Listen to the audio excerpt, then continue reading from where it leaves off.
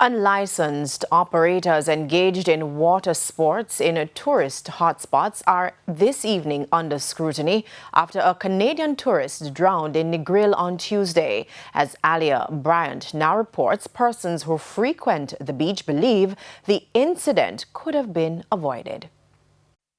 What was supposed to be a fun day on the water quickly turned into tragedy after an unlicensed boat operator took 2 male tourists out to sea in rough and dangerous conditions. While licensed operators had already pulled their boats ashore and cancelled all activities, the small vessel still went out. As it sailed on the choppy waters, the boat was struck by a powerful wave and capsized. No life vests, rough seas, and the boat still went out. Here at a popular resort in Negril, what happened to be a routine sea trip turned deadly in minutes when one man did not make it back.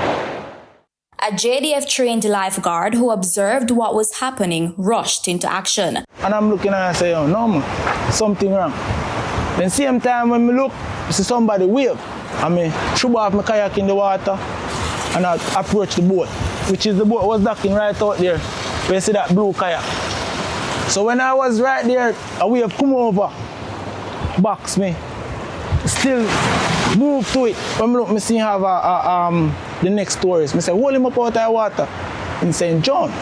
But when we there the lifeguard, they always tell me, if we make sure, say, we check, look, observe, and check.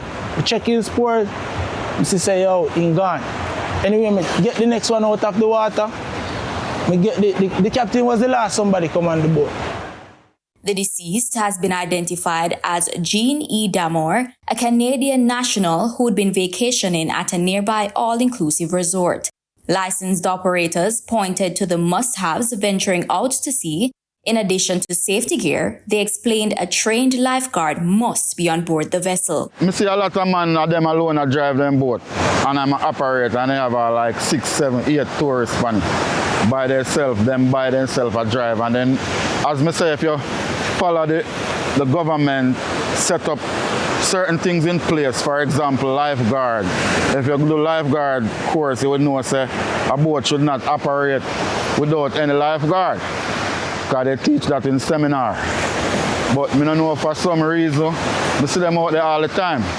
A lot of them. This is nowhere I will take the tourists into the rough sea. I need the money, but I will never do that. You understand?